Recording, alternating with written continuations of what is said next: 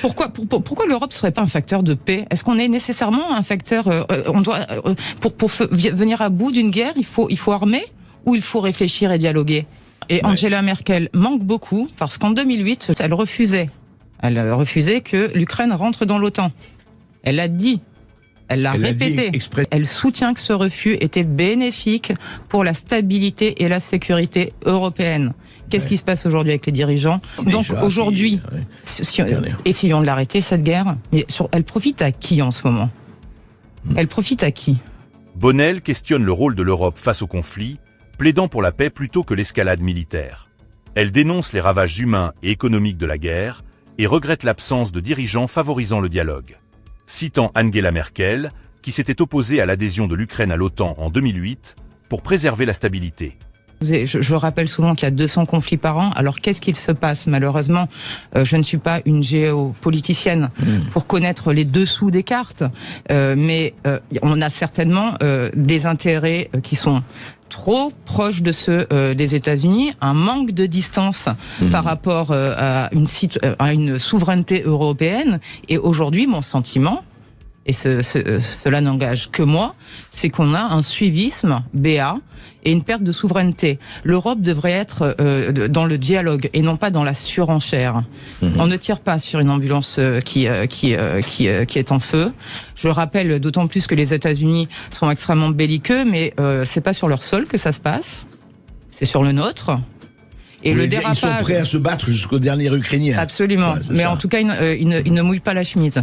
Si nous avions mis autant d'énergie depuis les accords de Minsk, soit depuis 2014, à se battre pour essayer de faire respecter ces accords, eh bien, au lieu d'envoyer des armes, nous n'en serions peut-être pas là.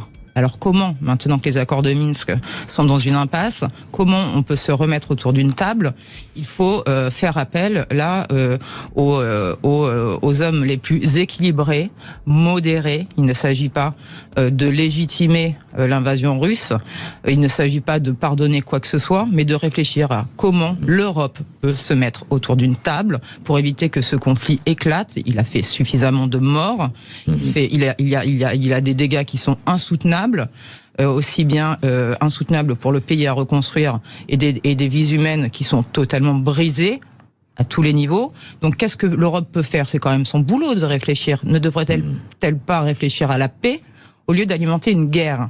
Et pourquoi on ne changerait pas nos standards de pensée?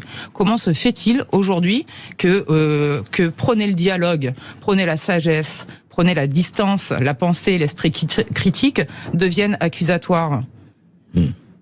Pourquoi l'Europe serait pas un facteur de paix? Est-ce qu'on est nécessairement un facteur pour venir à bout d'une guerre, il faut armer ou il faut réfléchir et dialoguer? Mais le problème, c'est est-ce que l'Europe, et là on revient effectivement à ce qu'on discutait, pour dialoguer, il faut des gens équilibrés, et comme on dit, des hommes et des femmes équilibrés.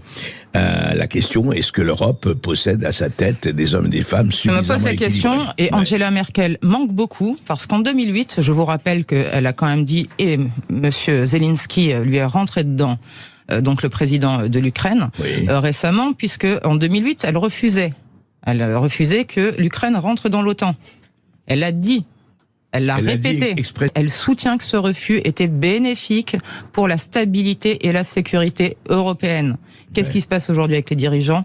Je ne sais pas. En tout cas, il y a quand même une montée de l'hystérie qui ne va pas dans le sens du dialogue, dont chaque pays européen et chaque pays de l'Union européenne risque de faire les frais à tous les niveaux, que ce soit une guerre. Alors là, je peux vous dire que les programmes des candidats, ils vont exploser en l'air. Mais au-delà de ça, la crise économique, vous allez déjà la sentir. L'inflation, vous allez déjà la sentir. Je parle à des gens, à mes voisins, ils sont déjà en train de se demander comment ils vont partir à Pâques en calculant le prix du carburant. Oui, c'est vrai que c'est posé. Il manque d'huile déjà, il y a l'huile qui manque, il y a un certain nombre de produits. Donc aujourd'hui, essayons de l'arrêter, cette guerre. Mais elle profite à qui en ce moment? Elle profite à qui? Elle profite à qui? Alors là, je fais confiance aux auditeurs et à ceux qui écoutent pour se faire leur propre idée et réflexion sur ce sujet. Que pensez-vous de cet entretien avec Bonnell?